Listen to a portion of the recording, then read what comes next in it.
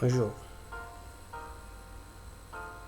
Si je suis encore devant vous, c'est pour continuer notre étude que nous avons débutée, pour comprendre les mystères sur Babylone la Grande, le nombre 666,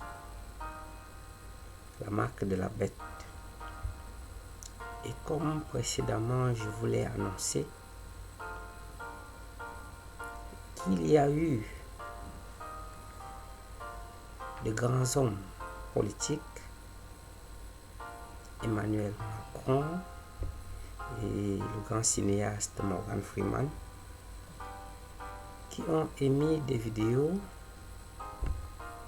par le moyen du groupe Neom parlant du président Macron et de la chaîne internationalement reconnue National Geographic pour Morgan Freeman,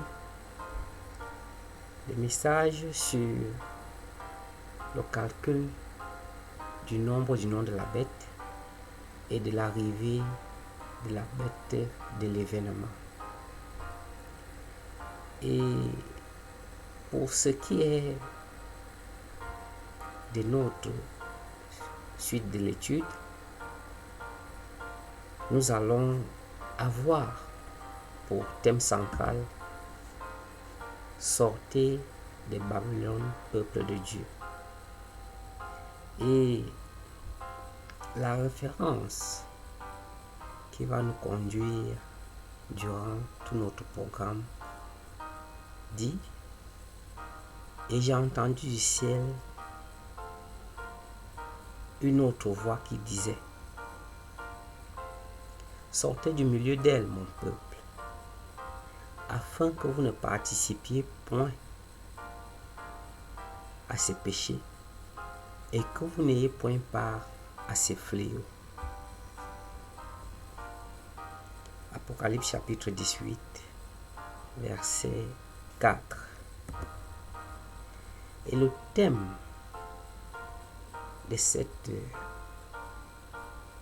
vidéo est celui de l'introduction à la prophétie. Comment comprendre la prophétie? Le message central de la prophétie dont il est question, c'est le message des trois anges qui dit: je vis un autre ange qui volait par le milieu du ciel, ayant un évangile éternel pour l'annoncer aux habitants de la terre, à toute nation, à toute tribu, à toute langue et à tout peuple. Il disait d'une voix forte: craignez Dieu et donnez-lui gloire, car l'heure de son jugement est venue. Et adorez celui qui a fait le ciel et la terre et la mer et les sources d'eau. Et un second ange suivit en disant: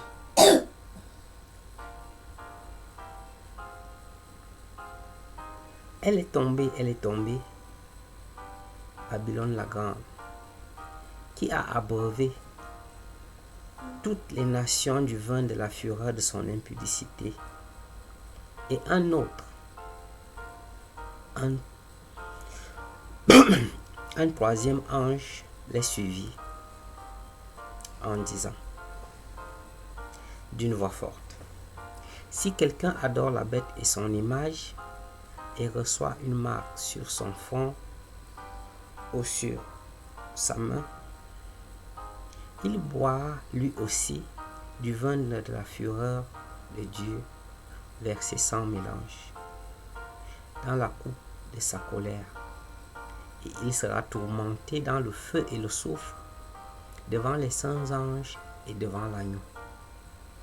Et la fumée de leur tourment monte au siècle des siècles, et ils n'ont de repos ni jour ni nuit, ceux qui adorent la bête et son image, et quiconque reçoit la marque de son nom. C'est ici la persévérance des saints qui gardent les commandements de Dieu et la foi de Jésus-Christ. Apocalypse 14, versets 6 à 12. Pourquoi une révélation donnée aux vrais croyants devient l'objet d'interprétation des grandes images mondaines et politiques? Écoutons ce message.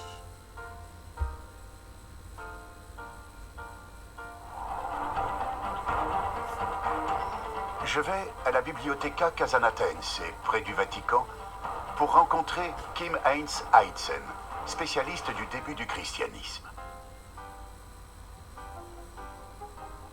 Elle dit avoir des preuves de l'identité de la bête.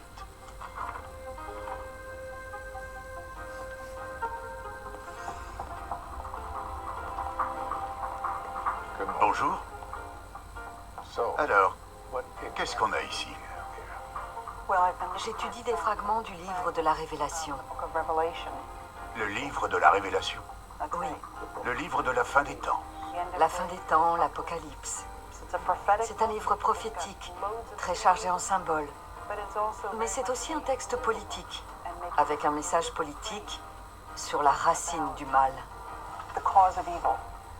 La racine du mal? Celui qui est la cause de tous les maux. Parlez-moi de ce langage codé, parce que, si j'ai bien compris, l'Antéchrist avait un nom de code pour qu'on n'ait pas à prononcer son vrai nom, juste un chiffre. Il y a eu de nombreux débats autour de ce chiffre, 666, et de sa signification. Beaucoup de gens pensent que ce chiffre fait référence à Néron. Néron a été empereur entre 54 et 68. C'est l'époque de l'arrivée des premiers chrétiens à Rome. Dites-moi, en quoi 666 correspond-il à Néron? Quand on applique des valeurs numériques au nom César Néron et qu'on fait le total, on obtient 666. En grec et en hébreu ancien, à chaque lettre correspond un chiffre. Quand on additionne les lettres d'empereur Néron, César Néron, écrit en hébreu, on arrive à 666. Pourtant, ce n'est pas le seul mot qui donne ce total. Kim pense qu'une copie plus récente du livre de l'Apocalypse, retrouvée lors des fouilles en Égypte, confirme que la bête est bien Néron. Ce qui est intéressant dans ces fragments, c'est qu'on a deux chiffres différents. Que sont ces lettres? Cri, c'est 600, Xi, c'est 60, et Sigma, 6. Ça fait 666. Celui-là, c'est Cri, Iota, Sigma, soit 616 avec un trait au-dessus. Et pourquoi ce n'est pas pareil? On pourrait se dire, puisque c'est 616, ça ne peut pas être Néron. Oui. Ce qui est frappant, c'est que ça peut aider à confirmer l'identité de Néron. Parce que 616 est le chiffre qu'on obtient si on écrit Néron en latin, à savoir César Nero. Sans le N de Néron, qui représente le chiffre 50, le total est 666 moins 50, 616. 616. Même avec une lettre en moins, on fait le total et on obtient le même homme. C'est ça. Je suis futé. Je crois que notre génération doit savoir que la bête de l'événement est là. Et elle arrive.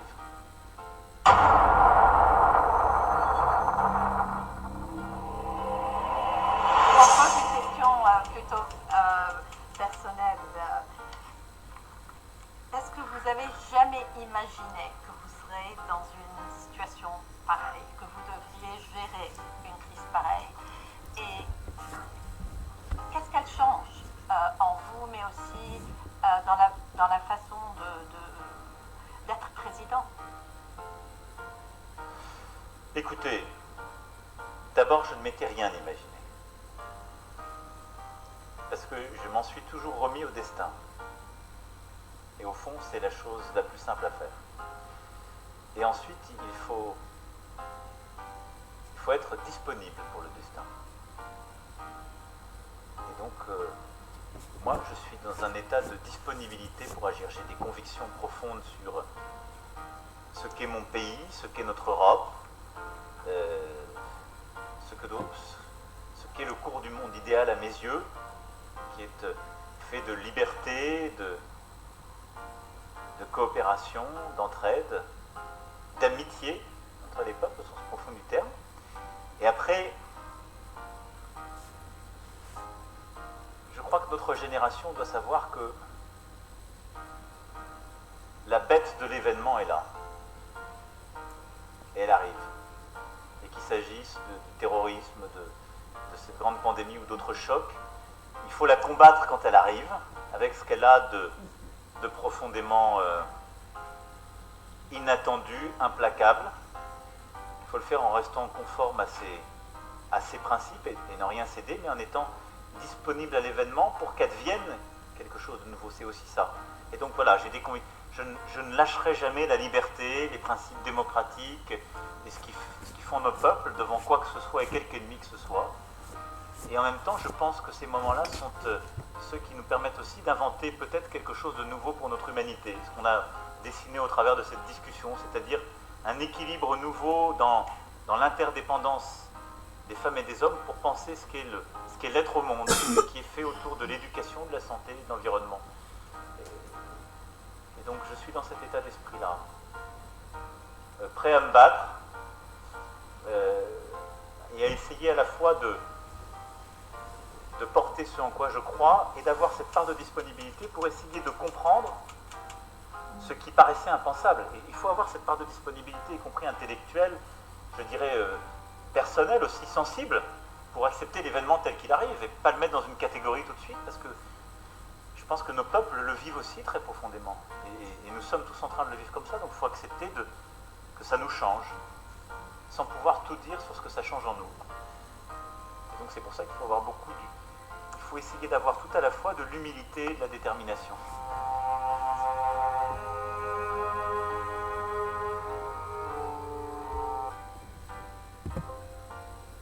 Pourquoi les grands hommes politiques et cinéastes sortent de leur cadre d'activité pour parler des événements prophétiques? Est-ce un fait du hasard? Est-ce volontairement? Est-ce que par l'inspiration hasardeuse, l'Esprit de Dieu les a visités? Ce qu'il faut comprendre, c'est que,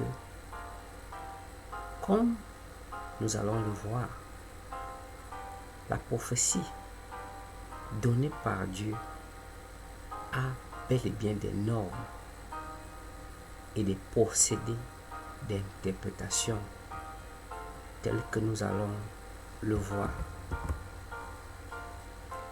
L'intérêt de chaque humain pour la connaissance de la marque de la bête doit être plus grandissant quand il découvre le jugement de Dieu, le jugement du Dieu créateur, prévu pour chaque humain, qui la recevra tel que Dieu nous le transmet par l'apôtre. Quel est donc ce message? Quel est donc le jugement dont il est question? Apocalypse chapitre 14, versets 6 à 12. Je vis un autre ange qui volait par le milieu du ciel, ayant un évangile éternel, pour l'annoncer aux habitants de la terre, à toute nation, à toute tribu, à toute langue et à tout peuple. Il disait d'une voix forte: craignez Dieu et donnez-lui gloire, car l'heure de son jugement est venue.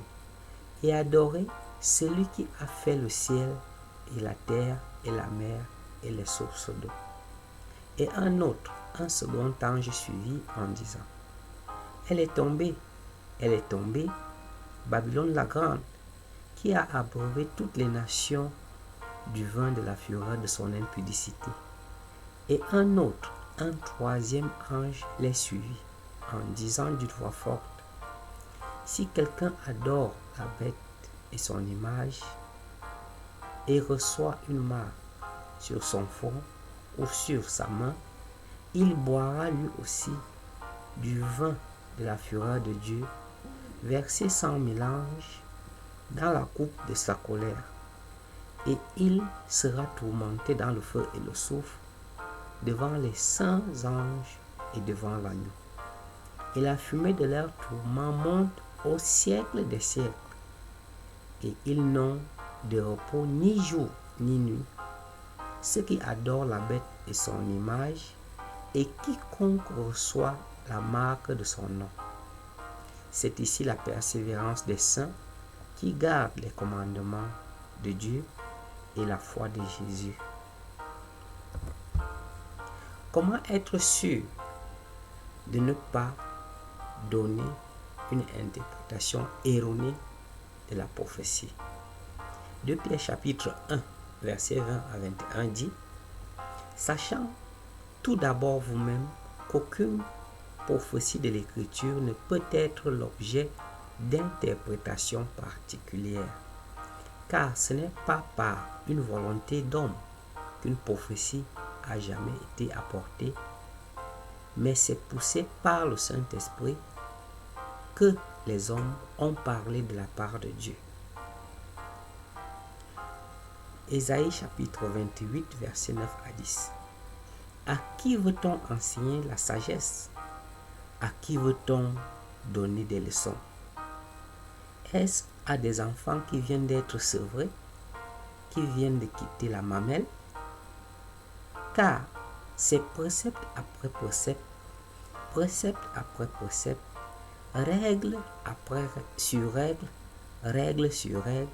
un peu ici, un peu là. Galates chapitre 5, verset 11 à 14. Nous avons beaucoup à pas dire là-dessus, et les choses difficiles à expliquer parce que vous êtes devenus lents à comprendre. Vous, en effet, qui depuis longtemps devriez être des maîtres, vous avez encore besoin qu'on vous enseigne les premiers rudiments des oracles de Dieu. Vous en êtes venus à avoir besoin de lait et non d'une nourriture solide. Or, quiconque est au lait n'a pas l'expérience de la parole de justice, car il est un enfant, mais la nourriture solide est pour les hommes faits, pour ceux dont le jugement est exercé par l'usage à discerner ce qui est bien et ce qui est mal. Ces trois références nous aident par des points assez précis. Dans 2 Pierre 1, verset 20 à 21, ce qui nous intéresse, c'est que aucune prophétie de l'Écriture ne peut être l'objet d'une interprétation particulière. Et que l'on sache que c'est poussé par l'Esprit Saint que les hommes ont parlé de la part de Dieu. 2.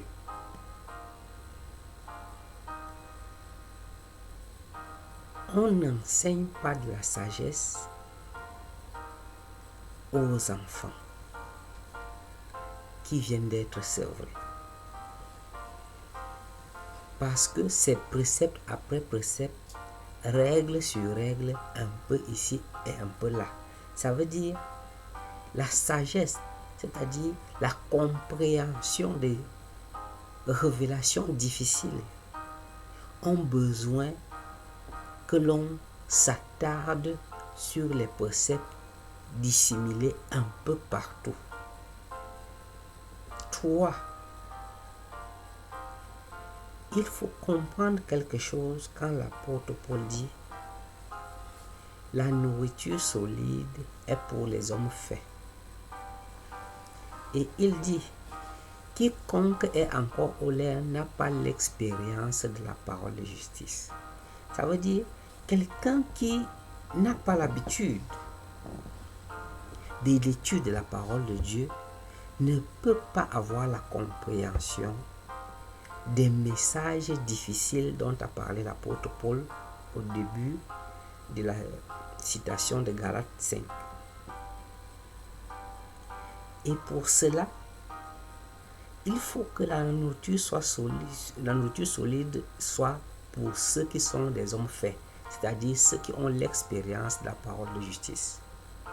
Et donc le jugement est exercé dans l'usage à discerner ce qui est bien et ce qui est mal. Qu'est-ce que cela nous fait comprendre? C'est que l'interprétation de la prophétie ne vient pas au hasard, c'est poussé par l'Esprit de Dieu. 2. Cette interprétation vient des préceptes donnés, des règles données par Dieu, dissimulées dans sa parole, un peu à gauche, un peu à droite. 3. Et ces règles ne peuvent être discernées que par ceux qui ont l'habitude à discerner ce qui est bien et ce qui est mal par expérience de la parole de justice. Alors, ce qu'il faut comprendre, c'est que quand nous allons commencer l'interprétation concrète, il faudrait que chaque interprétation soit donnée par un précepte qui sort de quelque part et qui a un trait à la révélation. Donc il y a une logique entre la référence citée et la révélation.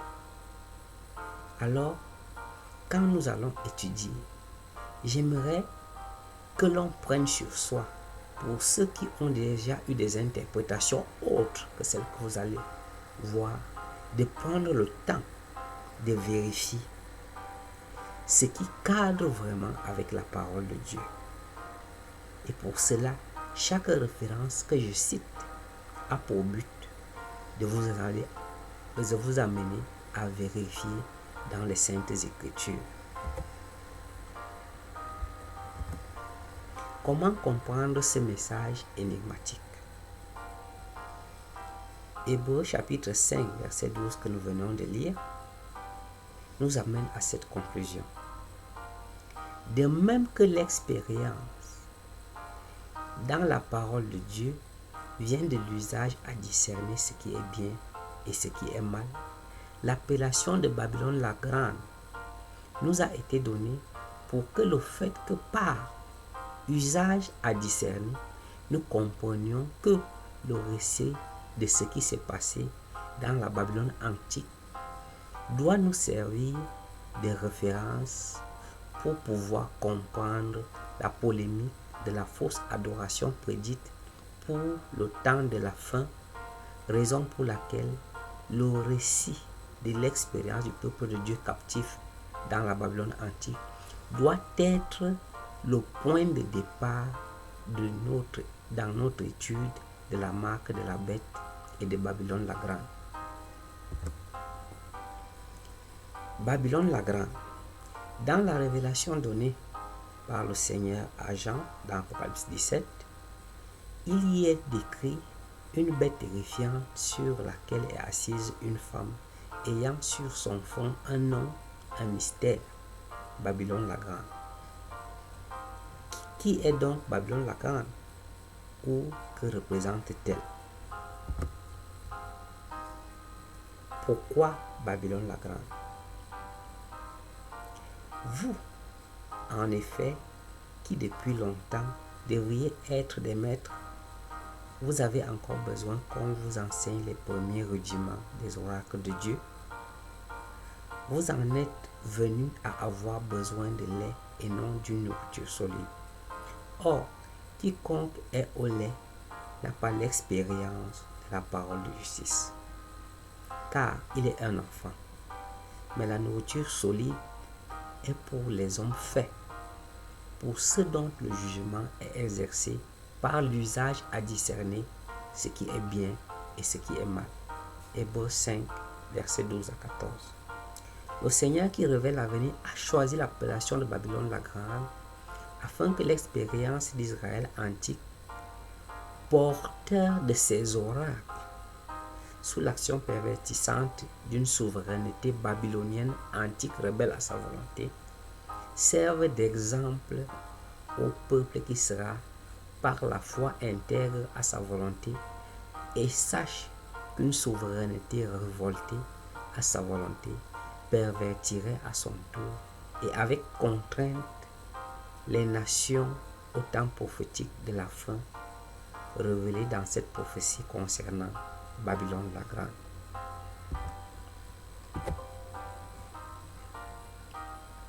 Ce qui nous intéresse ici, c'est de savoir que dans la suite de notre étude, nous allons entamer avec l'étude de l'expérience du peuple de Dieu déporté dans la Babylone antique. Et comme nous avons vu que cela se fait précepte sur précepte, de ce début du récit de l'expérience du peuple de Dieu, nous commencerons à voir des orientations qui nous amènent et qui nous conduiront à la compréhension de la marque de la bête, de Babylone la Grande et du calcul du nombre de la bête. Si vous avez aimé cette vidéo, je vous invite à partager, à liker et à vous abonner si vous ne l'êtes pas encore, afin que d'ici peu, la suite de notre étude, vous ne la manquiez pas. Et surtout, ne manquez pas d'activer la cloche de notification afin que vous soyez informés en temps réel quand j'aurai posté la prochaine vidéo. À très bientôt et que Dieu vous bénisse.